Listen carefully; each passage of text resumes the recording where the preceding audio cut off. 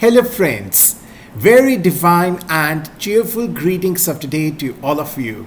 So, here I, Kunal Nagpal, am feeling really honored to welcome you once again on this amazing economic platform. Dear friends, it's actually such a delightful feeling to discuss the news of such great relevance that our economy is trying to incorporate sustainability in its each and every aspect. Yes, my dear friends, India has become the key nation for our sustainable aerospace program, says Boeing. The American plane maker Boeing recently said India is a priority country for its ambitious program to decarbonize the aerospace globally from both the civilian and military aircraft and to chart a path towards a sustainable future. Brian, Boeing's vice president for global sustainability policy and partnerships, said the company is quite confident of delivering commercial airplanes capable of flying on 100% sustainable aviation fuel, that is SAF, by 2030. What a brilliant news it is! India is hugely important to Boeing and to our aviation business, but also to our sustainability journey. I think some of the commitments and potential that we see here in India to become self-reliant, that is Atmanirbhar, through the scaling of sustainable aviation fuel is really promising, he told PTI. In a significant global announcement, Mr. Boeing said last year that its commercial airplanes will be capable and certified to fly on 100% sustainable aviation fuels by 2030. There has been growing deliberations globally on curbing the carbon emissions from flying. At a recent meeting in Montreal, the International Civil Aviation Organization, that is ICAO, vowed to support a net zero aviation goal by 2050. Boeing has been a major partner of India's aerospace sector for almost 8 decades, both as the mainstay of the country's commercial aviation sector as well as for the armed forces. Without divulging the specific details, Mr. Moran indicated the use of biofuel will actually be a major focus of Boeing for its military aircraft in India as well. The three services are presently operating several Boeing platforms, including C-17 transport aircraft, AH-64, Apache helicopters, and Chinook choppers. The good news is basically that more than a decade ago, we flew the FA-18 Hornet on sustainable aviation fuel.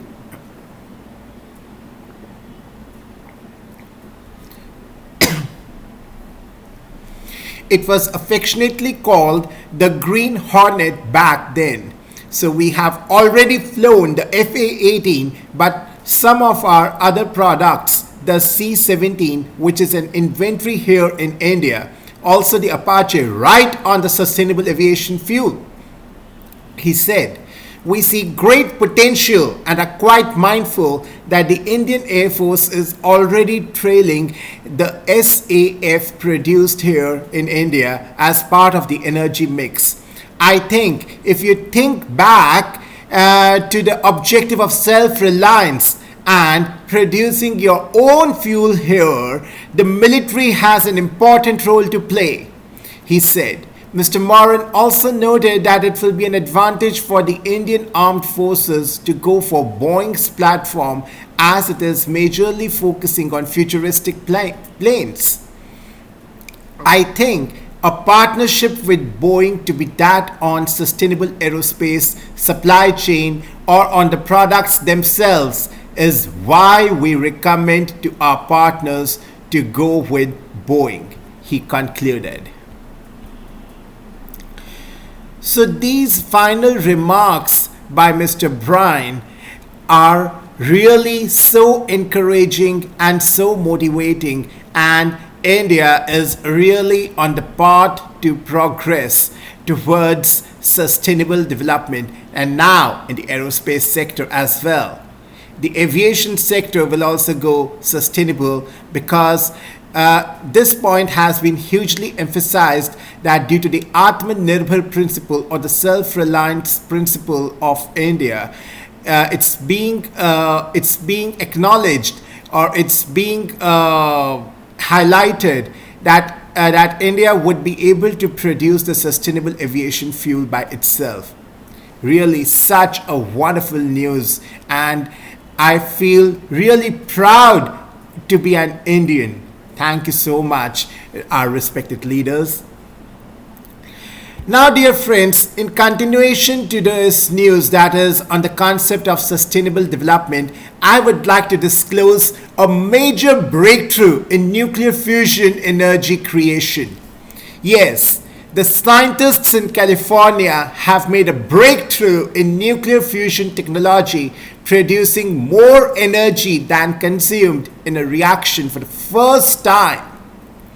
The achievement was made at the US Department of Energy's Lawrence Livermore National Laboratory near San Francisco, according to a person familiar with the research who requested anonymity to discuss the results that have not been disclosed fully in public. The lasers were used to bombard hydrogen isotopes held in a superheated plasma state in order to fuse them into helium, releasing a neutron and carbon-free clean energy in the process. The scientists have been experimenting with the technology for decades, but getting the process to produce more energy than it consumes has been elusive. The Department of Energy didn't immediately respond to a request for comment. The reaction produced about 2.5 megajoules of energy compared to 2.1 megajoules used to power the lasers, according to the Financial Times, which earlier reported the results. While the results represent a breakthrough, it's actually still a long way to go to creating the viable technology, let alone delivering enough clean energy to help wean the world off the fossil fuels and limit climate change. And that's what I want to address here. That is the Sustainable Development Goal number 13, that is climate action, and that can be achieved if we fulfill the goal number 7 of sustainable development, that is related to clean energy, and for that particular thing we are basically conducting such massive research and development programs. The nuclear fission technology, which splits the atoms and creates highly radioactive waste, has been commercial for decades and still produces only 10% of the world's power, far less than coal and gas. Fusion's potential market share will also be challenged by the solar and wind power, both of which are cheaper and have mature supply chains. Their main drawback, intermittent generation, is being addressed by a rapidly growing battery storage industry. Still, if fusion can be scaled up, it offers the promise of around-the-clock clean power with less risk and hazardous waste than fission. Investment into fusion startups like Commonwealth Fusion Systems and Helion Energy jumped to $2.3 billion in 2021 and will likely total more than $1 billion this year, according to the Bloomberg NEF. The Energy Department previously said the Secretary Jennifer Granholm planned to announce Tuesday, that is today, being 13 December 2022, a major scientific breakthrough at the National Laboratory accomplished by researchers with the department's National Nuclear Security Administration.